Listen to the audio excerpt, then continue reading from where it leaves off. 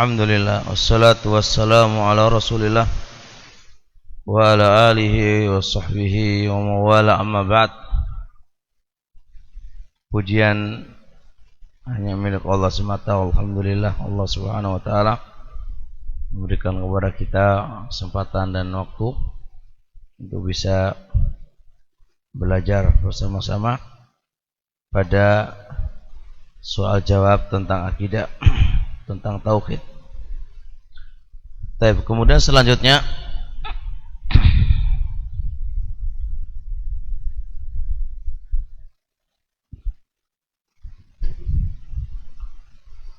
kam anwa'ul mahabbati, berapa macam tentang mahabbah, cinta. Cinta itu berapa macam? Kam anwa'ul mahabbati, berapa macam mahabbah?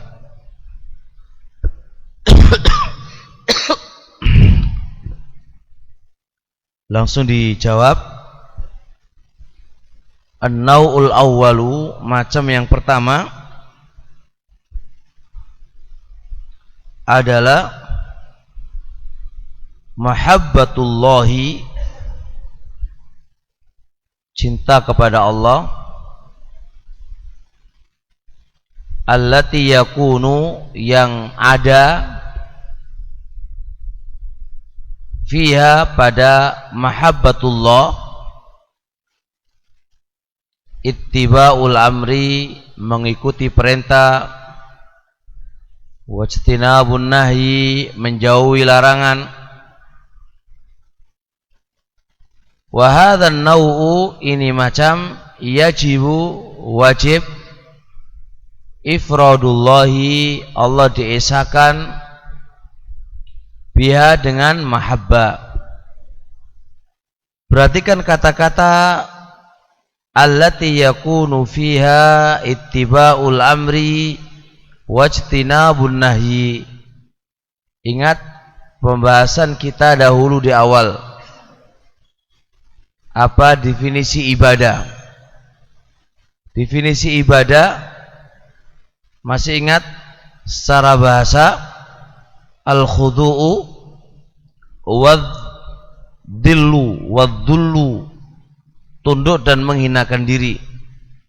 Secara syar'an, imtithalul amri, menjalankan perintah, wastinabun nahi, menjauhi larangan. Terus menjalankan perintah, menjauhi larangan, diikat dengan apa? Dengan tiga, mahabbah, khauf, dan roja.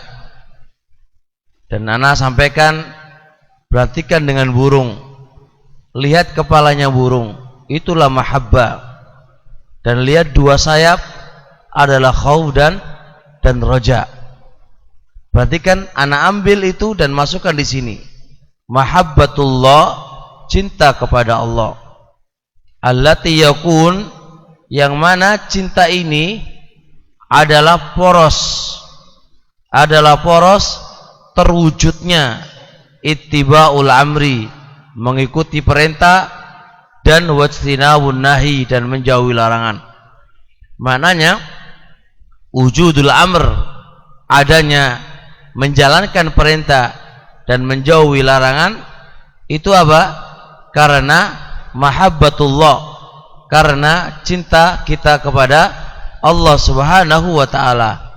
Nah, kecintaan yang memunculkan sebuah menjalankan perintah dan menjauhi larangan, perhatikan, semua mahabbah yang memunculkan sebuah apa itu? Menjalankan perintah dan menjauhi larangan, maka ini mahabbah wajib disendirikan hanya untuk Allah subhanahu wa ta'ala. Jelas ini? Perhatikan kata-kata yang Anda sampaikan tadi. Bahasanya mudah. Macam yang pertama adalah cinta kepada Allah. Cinta kepada Allah ini memunculkan dua perkara, mengikuti perintah dan menjauhi larangan. Mengikuti perintah dan menjauhi larangan itu asal usulnya karena cinta kepada Allah Subhanahu wa taala.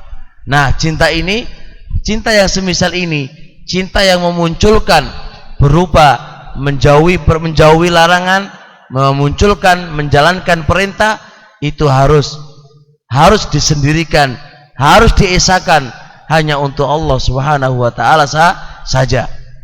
Bisa dipahami nih? Itu macam yang pertama. An-naw'u tsani, macam yang kedua, mahabbatun ma'allahi, mencintai bersama Allah. Mencintai bersama Allah. Isal maknanya adalah wa huwa yuhibbur rasula, dia mencintai kepada Rasul, wassalihin, dan orang-orang soleh, karena Rasul dan orang-orang soleh itu fillahi, di jalannya Allah. Itu mana mahabbatun ma'allah. Kenapa di situ ada ma'allah?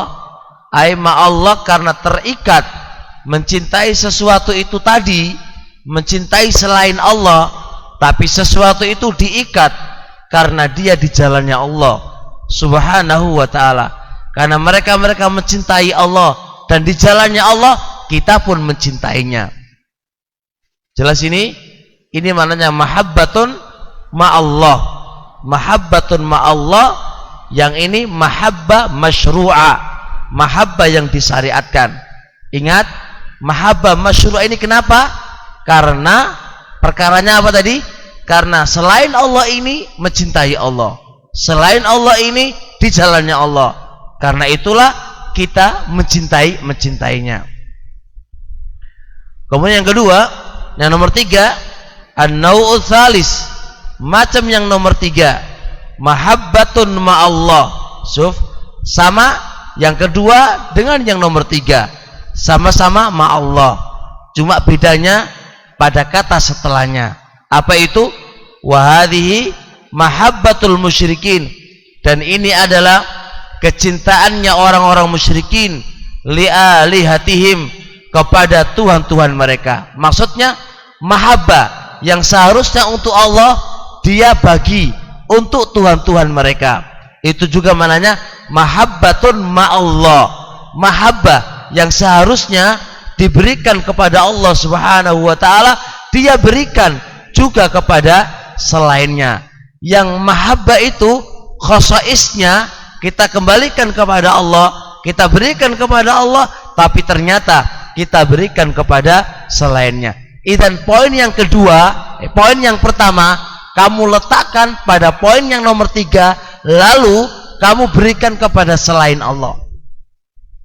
Jelas? Mahabbah yang pertama hanya untuk Allah. Mahabbah yang melahirkan ittiba'ul amri wajtinabun nahi. Mahabbah yang memunculkan khaufan, memunculkan ta'ziman. Karena enggak mungkin seorang itu bisa ittiba'ul amri wajtinabun nahi, menjalankan perintah dan menjauhi larangan, pasti ada pengharapan, pasti ada ta'ziman, pasti ada khaufan, segala macam ubudiyah kamu letakkan di situ. Dan oleh karenanya ini termasuk khasais miliknya Allah Subhanahu wa ta'ala. Ternyata mahabbah yang nomor pertama ini kamu letakkan kepada selain Allah Subhanahu wa ta'ala. Kamu letakkan selain Allah, kamu cintai seperti engkau mencintai Allah. Maka ini adalah mahabbah yang nomor tiga. Wahadhihi mahabbatul musyrikin, dan ini adalah kecintaannya orang-orang musyrikin li'alihatihim, kepada Tuhan-Tuhan mereka. Fa innahu, maka sesungguhnya mereka yuhibbunaha, mencintai Tuhan-Tuhan mereka, ma'allahi, bersama Allah. Jadi dia bagi bersama Allah, dia berikan kecintaan itu, dan kepada Tuhan-Tuhan mereka juga berikan kecintaan itu, sehingga fayataqarrabu ilallah, maka mereka mendekatkan dirinya kepada Allah, rahaban wa rahaba, baik dengan senang dan dengan takut. Itu juga mereka berikan kepada Tuhan-Tuhan mereka. Wa hadhil mahabbatu asyirkiyatu, dan ini adalah mahabbah syirkiyah, mahabbah syirkiyah. Jadi gampang bisa dititeni. Saya ulangi lagi supaya bisa paham. Ada jadi biar bisa dipahami. Jadi gini, ada mahabbah yang itu harus diberikan kepada Allah. Apa itu mahabbah yang harus diberikan kepada Allah? Yaitu mahabbah yang melahirkan. Dengan mahabbah ini melahirkan sebuah poin. Apa itu poinnya? Anda bisa menjalankan perintah dan menjauhi larangan. Menjalankan perintah, menjauhi larangan, munculnya karena apa? Karena mahabbatullah, cinta kepada Allah. Munculnya keagungan, munculnya khaufan, munculnya ini semua karena cinta. Cinta ini yang memonopoli sehingga semuanya bisa berjalan dengan baik. Ubudiyah yang lain bisa jalan karena ujung-ujungnya adalah mahabbah cinta kepadanya. Dan ini penting. Semua kalau itu porosnya mahabbah, semua mudah. Awalnya cinta dulu. Makanya dikatakan cinta itu kepalanya burung. Kepala kita bisa hidup karena apa? Karena roh kita, karena kepala kita. Kepala kita nggak ada, semua organ tubuh mati, nggak bisa jalan. Maka poinnya adalah di kepala, dan kepala itu mahabbah. Segala macam apa saja kalau dasarnya cinta, semua mudah. Hatta belajar pun kalau Anda tidak ada rasa cinta, maka repot. Semua rasa mahabbah, sekuat apapun, seberat apapun, kalau sudah cinta Anda akan lakukan. Jelas? Lo orang itu udah kadang seneng main bola, capek piye wae tetep main bola. Wong seneng, wong hobi. Sementing kan hobi. Wis seneng. Maka dengan mahabbah itu semua jalan gitu kan. Nah, mahabbah kita kepada Allah ya semisal itu. Jelas? Nah, itu mahabbah yang harus diberikan kepada Allah. Baik. Kalau mahabbah ini kamu berikan kepada selain Allah, kamu bagi, kamu berikan kepada Allah dan kamu berikan kepada selain Allah, maka apa jadinya? Mahabbah syirkiyah. Jelas? Baik. Kemudian mahabbah kepada orang soleh, kepada para utusan, kepada orang-orang yang taat, ini juga mahabbah yang disyariatkan. Karena apa? Kenapa Anda mencintai mereka? Karena Allah menyuruh mencintainya. Karena orang-orang ini mencintai Allah dan mentaati Allah, kita pun juga mencintainya. Kenapa? Karena Allah yang memerintahkannya. Selesai sudah. Dan itu sebenarnya wujud daripada mahabbatullah, cinta kita kepada Allah. Konsekuensi daripada cinta kita kepada Allah harus menyenangi apa yang Allah senangi. Gak boleh tidak. Kalau kita cinta kepada Allah harus menyenangi apa yang Allah senangi. Nah, Allah menyenangi orang-orang yang taat, Allah menyenangi rasul-rasulnya, kita juga menyenanginya. Berarti kalau kita mau padatkan, sebenarnya dua udah cukup. Mahabbah yang harus kita berikan kepada Allah, dan kalau itu diberikan kepada selainnya, maka mahabbah syirkiyah. Terusnya, wa minal mahabbati, dan termasuk di sana ada mahabbah al-jaiza yang boleh, al-muta'alliqati yang berkaitan, bi ghairillahi kepada selain Allah. Ada mahabbah yang diperbolehkan tapi itu berkaitan dengan selain Allah, yaitu min jihatil mahabbati at-tabi'iyah, dari sisi cinta yang tabi'i, cinta yang bersifat fitrah. Ya, bersifat fitrah aja. Misal, faqad adzina biha syar'u hadhil mahabbata, syariat telah mengizinkan ini mahabbah. Laisat fiha mahabbatul ibadah, tidak ada di dalam mahabbah ini unsur mahabbah beribadah. Warrahbi, mahabbatul ibadah, nggak ada mahabbatur rahbi mengharap, dan tidak ada mahabbatur rahbi karena takut. Jadi intinya cinta kepada selain Allah mek sekedar fitrah manusia memiliki rasa cinta.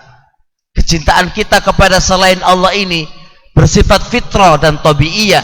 Tidak ada unsur di situ mahabbah yang mengandung ibadah, mengandung pengharapan dan mengandung ketakutan.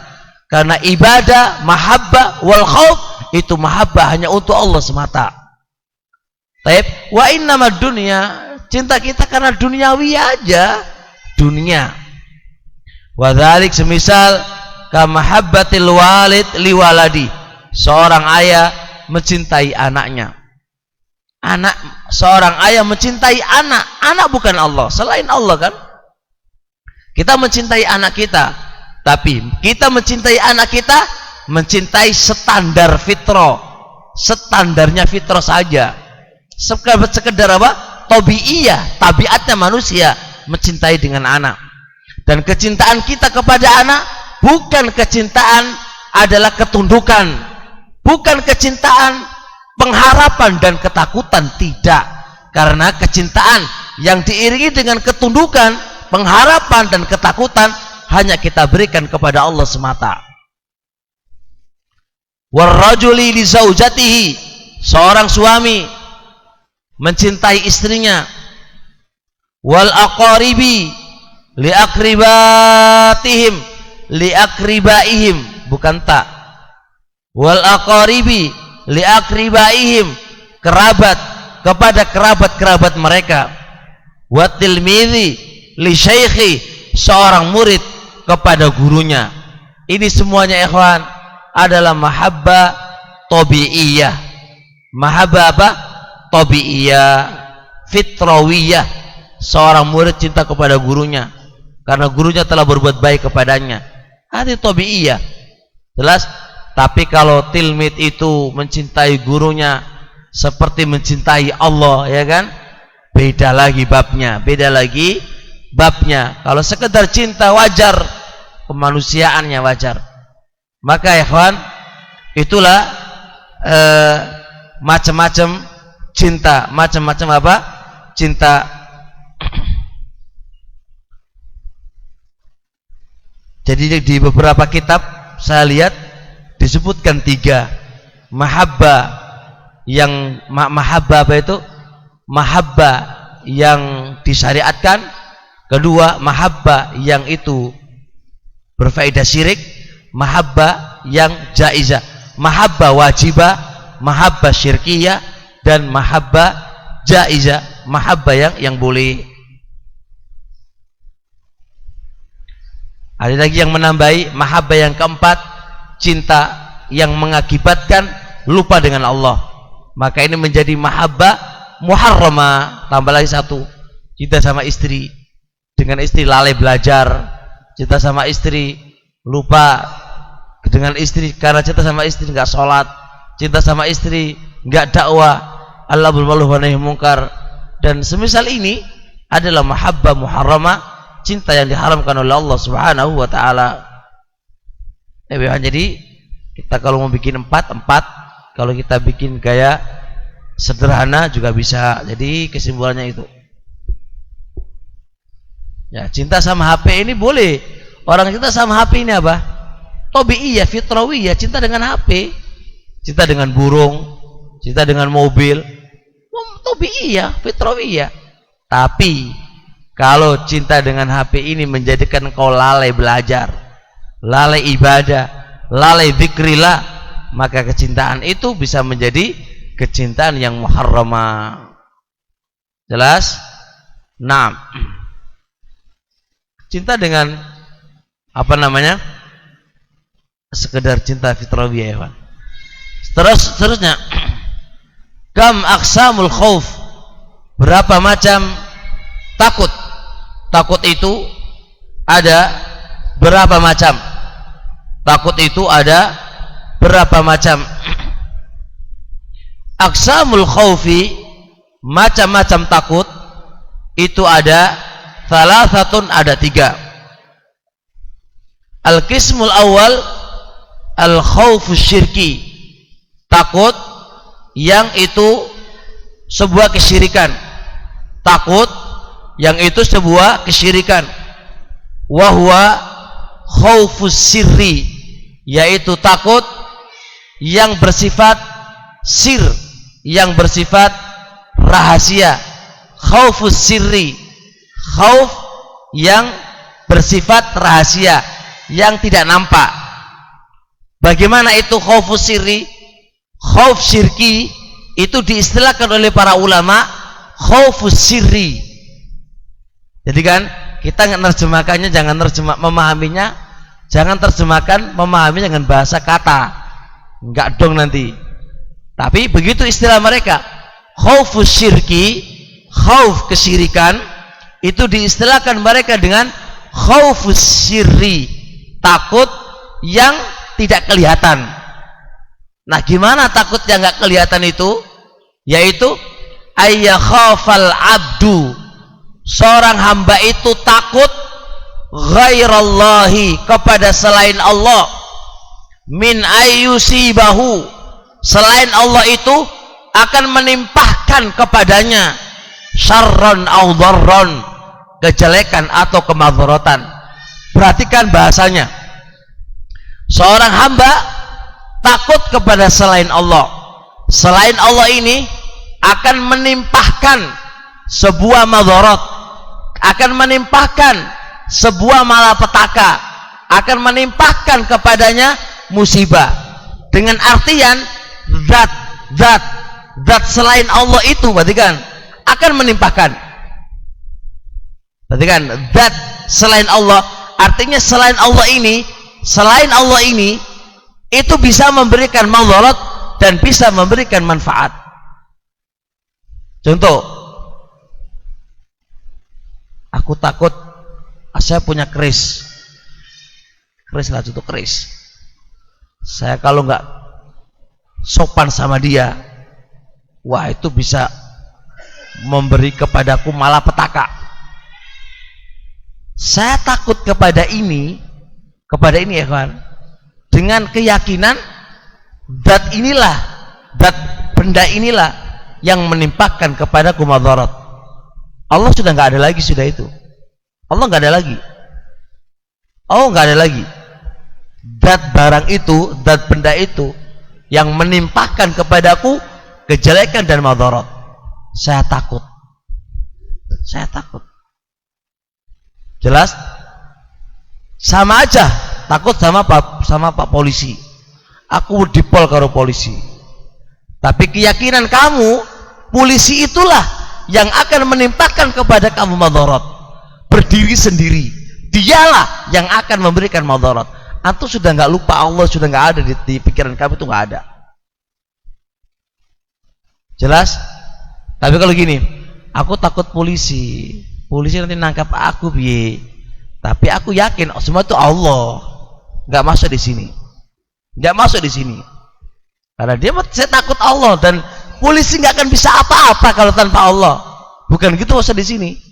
Di sini tuh selain Allah akan menimpahkan kepada kamu sebuah musibah, tapi berdiri sendiri. Dia yang akan memberikan tanpa ada ikatan dengan Allah Subhanahu wa taala. Hadza khauf syirik. Khauf sir. Baik. Contoh lagi. Kita takut kepada jin. Jin ya, jin jun ya, jin. Wah, aku diem rono, aku kena jin. Dia takut kepada jin. Jin akan apa? Memberikan madharat kepada kamu. Kalau jin itu memberikan madharat kepada kamu dengan bentuk dialah yang ngasih madharat tanpa izin dari Allah pun bisa, maka itu adalah sebuah kesyirikan. Padahal jin itu loh kayak iso lapo-lapo tanpa Allah. Kalau Allah nggak ngasih izin kepada kamu, nggak bakal bisa. Nggak bakal bisa. Dia makhluk dari makhluk Allah yang biasa aja, sama seperti kita, dia makhluknya. Jadi dia nggak bakal bisa ngasih manfaat dan madharat tanpa izin dari Allah. Itu jin, semua sama dengan kita. Tapi kalau antum takutnya sampai melampaui batas, kayak dia itu kayak Allah yang bisa ngasih manfaat dan ngasih madharat makanya takut sama dia kayak gini, ini yang syirik. Dan ini kan banyak sekali loh. Contoh di pinggir laut itu setiap tahun harus apa?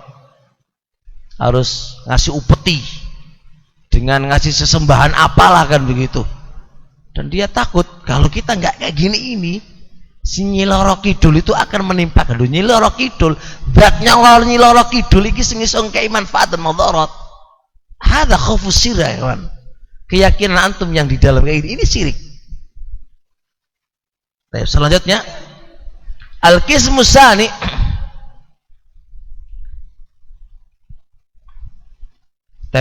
mungkin tambahi Ustaz biar ayakhafal abdu ghairullah min istiqlalan, biar enak dipahami. Istiqlalan, al-qismus tsani, kism yang kedua, ayyakhafa min makhlukin, takut kepada makhluk, fi imtithali wajibin, di dalam menjalankan kewajiban, awil bu'di anil muharrami, atau menjauhi dari perkara haram. Nah ini takut kepada makhluk di dalam menjalankan kewajiban. Karena takut kepada makhluk nggak jadi menjalankan kewajiban. Contoh Pak Didi iki pek ngingoni jenggot itu kewajiban. Karena takut sama manusia, dia cukur. Nah ini pembahasan kita, kisah yang kedua. Atau Pak Didi ini pengen apa? Pengen menjauhi perkara haram, pengen nggak ngombe-ngombe lah, pengen nggak zina, pengen nggak pacaran, tapi takut sama orang. Nanti aku dibilang sok gaya, bahkan aku nanti dipukulin, gitu dia nggak bisa menjauhi perkara haram itu gara-gara takut kepada manusia, kepada makhluk. Nah ini kism yang nomor 2. Jelas ya? Apa kism kedua tadi?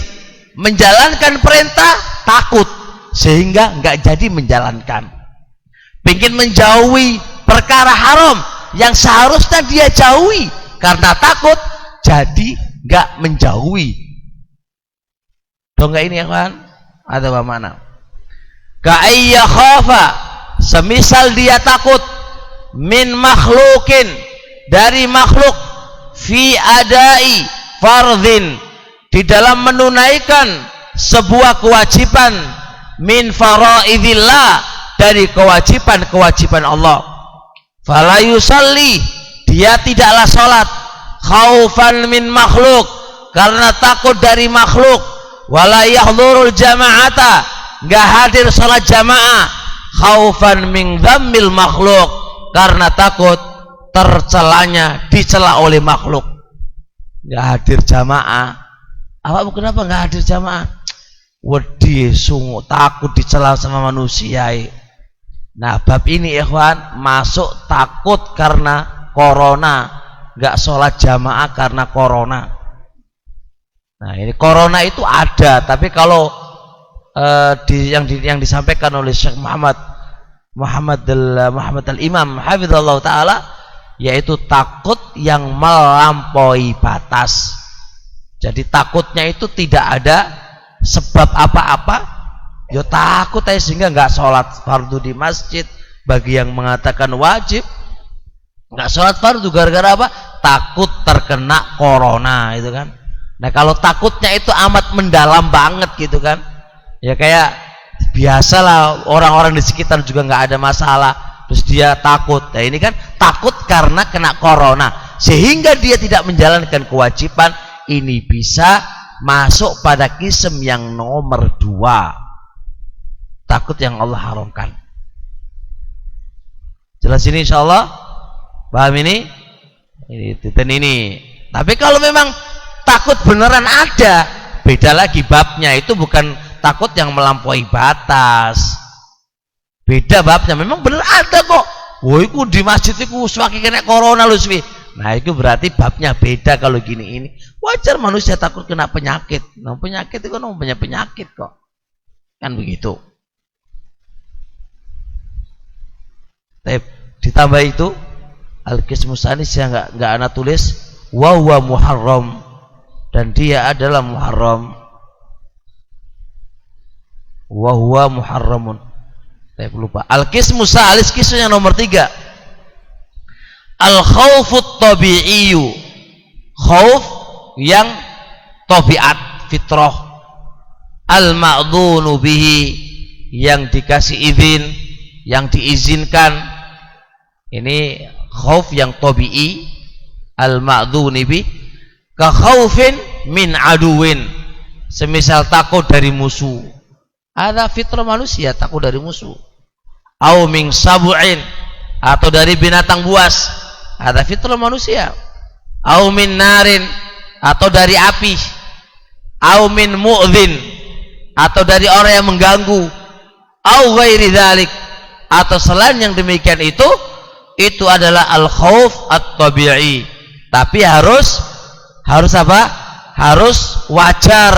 Kalau tidak wajar, itu bisa menjadi muharram. Contoh, khauf dari musuh.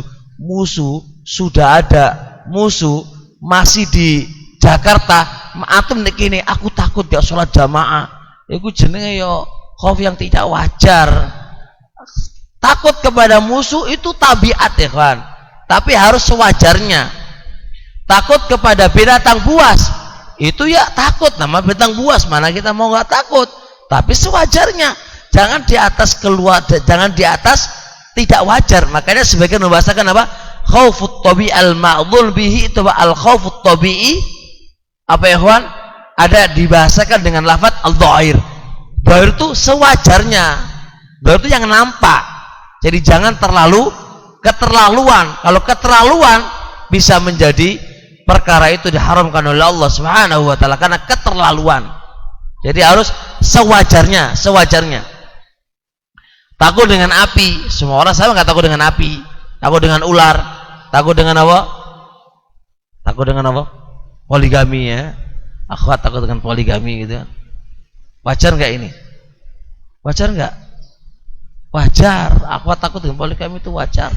Fitrahnya perempuan takut dengan poligami. Itu wajar. Tapi jangan keterlaluan. Yo biasa wae, yo takut yo. Tapi jangan keterlaluan. Sewajarnya aja.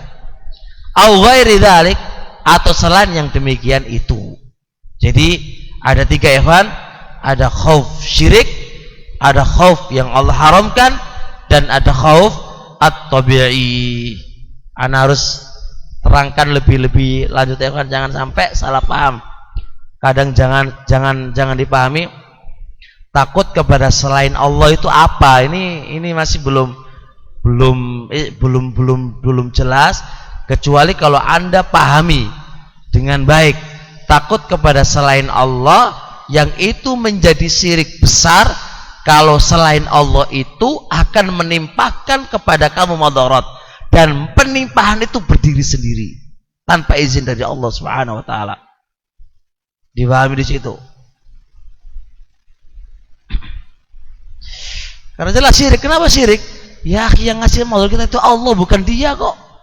Tapi antum sudah kuasakan haknya Allah kepada dia. Antum berikan haknya Allah kepada dia. Kalau anak takut sama polisi, ya iya nama polisi harus nanti memenjara saya, ya iyalah. Makanya saya pelan-pelan, nanti kalau enggak aku tertib penjara. Ya wajar. Dan saya yakin bahwasanya apa? Tidaklah dia terjadi gitu kecuali karena apa? Karena izin Allah Subhanahu wa taala. Maka ini beda. Nah, makanya ini takut kepada jin, takut kepada apalah. Kalau takutnya sama ikhwan kita, jin yang menyeramkan itu ya wajar kita takut.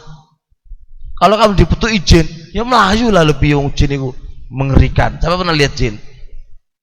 Matanya wombo, awus. Ya wedi lah namanya orang. Tapi ingat, kalau takut itu dengan Anda meyakini jin itu bisa ngasih madarat antum tanpa izin Allah, ada syirik. Ada syirik.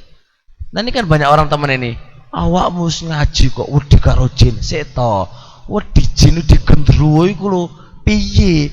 Nah gimana ada orang jalan nggak ada kakinya mono ra wedi lho piye? Awakmu ora wedi ngono?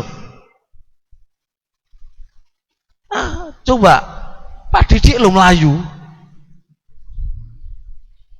lo iyalah ana wedok ayu lubang apa jenenge tengah-tengahnya gak melayu antum melayu lah jelas itu bahwa kamu syirik besar kamu ngawur kamu hukumi syirik besar mudah banget kamu hukumi orang syirik besar coba kamu sing ngomong gaya ngomong Ustaz kata Ustaz pun ayo suruh kok gitu di depannya gimana mau menyeramkan kalau sepiji terusan cuma kalau anda meyakininya di atas anda takut meyakini dia yang bisa ngasih madarat itu masalah takut dengan itu wajar ya namanya itu jin kok yang beda makhluk yang dia bisa beraneka ragam bentuk yang gimana terusan tapi yakini ikhwan gak akan ada yang bisa ngasih madarat hatta jin pun gak bisa ngasih madarat tanpa Allah subhanahu wa ta'ala itu yang harus kita tanamkan dalam diri kita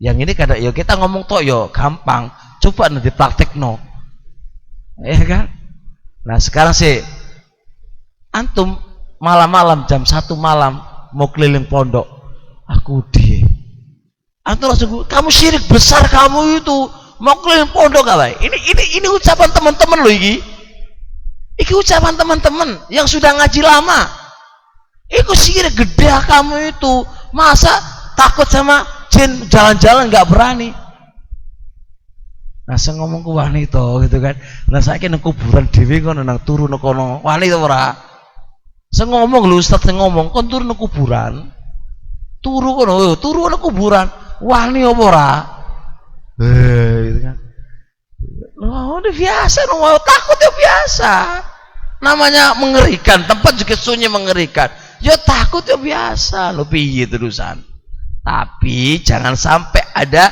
unsur setelahnya jin gendruwo ganggu kamu mustaqilan berdiri sendiri bisa ngasih maudhur bisa ngasih kamu mati bisa lah iku lo apa Pak Didi takon awakmu kamu digendruwo apa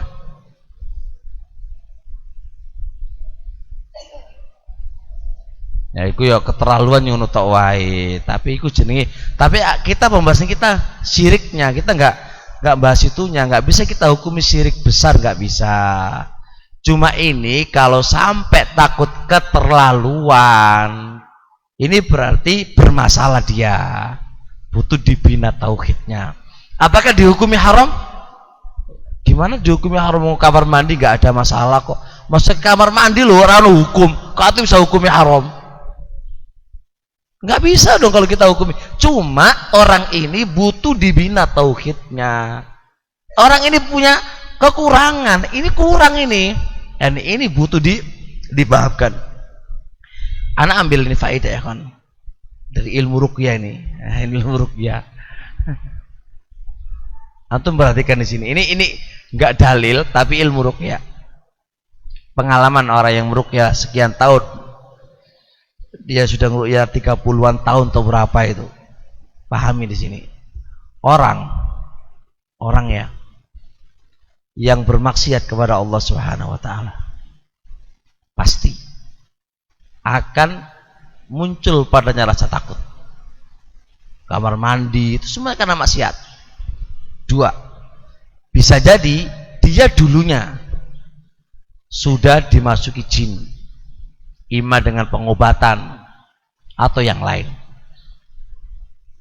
ya kok bisa anak kamar mandi itu takut ya karena maksiat apa nonton film yang nggak benar nah nonton film porno dan semisalnya itu akibat dari nonton ini membuat rasa takut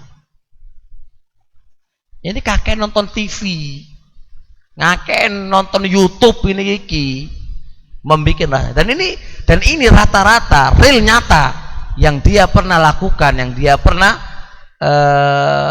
terjun di lapangan ya ini masalahnya Ya nonton itu film sing ora tepak-tepak itu bikin takut. Nyodron lebah bapak kita, nenek kita gono TV gono apa. Biasa aja. Nang kuburan dhewe lah wani. Nah Pak Didik saiki kono kawula gak wani. Padha karo aku juga. Jujur to Mas. Soalnya ono apa nang kuburan Mas yo. Tapi ya, khair insyaallah. Baik. Terusnya, ma huwa tawakkul? Apa itu tawakal? Tawakal itu apa sih? Tawakal itu tafwidul amri ilallah, menyerahkan urusan itu kepada Allah, ma'a fi'lil asbab, dengan melakukan sebab-sebabnya. Jangan sampai kita menyerahkan tok tanpa berbuat sebab. Yo, rezeki kita, kesehatan kita serahkan kepada Allah. Tawakal kepada Allah, iya. Musim corona ini wis tawakal kepada Allah, bener tawakal kepada Allah. Poin yang nomor 2, ma'afi lil asbab, disertai engkau sudah melakukan asbab. Apa asbabnya? Ya, makan enak, slow badannya, roha, jok rasa takut, olahraga, hadza fil asbab. Serahkan rezekimu kepada Allah. Iya, rezeki tak serahkan kepada Allah terus turu wae. Yo mana iso duit-duit? Enggak iso lah. Ma'afi lil asbab, bekerja. Nah, pinter bodoh tak serahkan ke Allah. Iya. Tapi aku enggak mau belajar. Aku tawakal kepada Allah kok. Ngawur awakmu iku. Ma'afi lil asbab, belajar. Pinter enggak pinter iku urusane Allah kok. Bukan awakmu jadi pinter. Pinterku dari kamu ngono. Pinter iku dari Allah ya kawan. Pinter iku dari Allah, bukan dari kita. Kita itu isone mek belajar. Pinter itu bukan dari kita, pemberian dari Allah. Kita tawakal. Tadi penting loh ini. Sehingga pernah saya kaji, sebab datangnya rezeki, sebab dibarokai rezeki. Rezeki itu akan barokah kalau Anda menyandarkan kepada Allah. Tapi Anda berusaha, wis to berusaha wae. Urusan itu Allah yang mikir, wis gak usah otakmu yang mikir, stres. Dengan Anda menyerahkan urusan kamu kepada Allah, itu berkah rezeki kamu. Mafhum ya ikhwan? Perhatikan, lau annakum tatawakkaluna haqqat tawakkuli la razaqakum kama yarzuqut tayra. Kita itu kalah dengan burung dari sisi tawakal. Dari sisi tawakal. Kita terus punya duit, saya takut besok nggak makan. Ya serahkan ke Allah lah. Ya bisa cari lagi kerja. Bisa cari lagi. Dan itu yang menjadikan berkah uang itu dalam diri kita. Duit itu loh, gak ente-ente. Ya karena dia tawakal kepada Allah, berkah. Orang kok ngeruwangsang duit ngene saya meni kurang iki senggarai enggak berkah, entek wae duite. Ini kekurangan kita di sini. Tawakal bukan berarti mek meneng wae, enggak. Tawakal. Serahkan ke Allah setelah Anda berusaha dan berupaya. Dan ini juga rahasia teman-teman yang belajar. Anda enggak usah mikir aneh-aneh. Di benak kamu itu buangan, aku harus pinter, buangan itu. Itu urusannya Allah, serahkan ke Allah. Sempenting ya Allah, aku belajar ya Allah. Urusan pinter, urusan apa, nguri wis belakang. Sempenting aku belajar, semangat belajar, itu wae wis. Tak serahkan pinter dan bodohku ya Allah kepada kamu ya Allah. Sempenting aku belajar. Itu berkah ya kawan. Itu ilmu barokah. Barokah itu. Kita ini enggak us pokok ingin poin. Awakmu ku sapa? Sok sing ngasih pinter tu awakmu to gak iso. Nah. Terusnya, ma hukmu tawakkuli ila ghairillah? Apa hukum tawakal kepada selain Allah nih? Apa hukum menyerahkan urusan kita kepada selain Allah? Contoh, nah menit tuaku nak, tak serahkan ke kamu nak. Ini kan biasa orang kan begitu. Bapak Didi misal terus tua gitu kan, terus dia bilang nak, menit tuaku nak tak serahkan kepada kamu nak. Nah ini kan penyerahan kepada selain Allah. Ini piye hukumi? Oleh opora? Oleh opora gitu kan? Boleh apa enggak? Gaya yang semisal ini. Sudah jam 1 sampai sini dulu insyaallah. Dijawab nanti maghrib. Ya biar ngaji. Biar ngaji.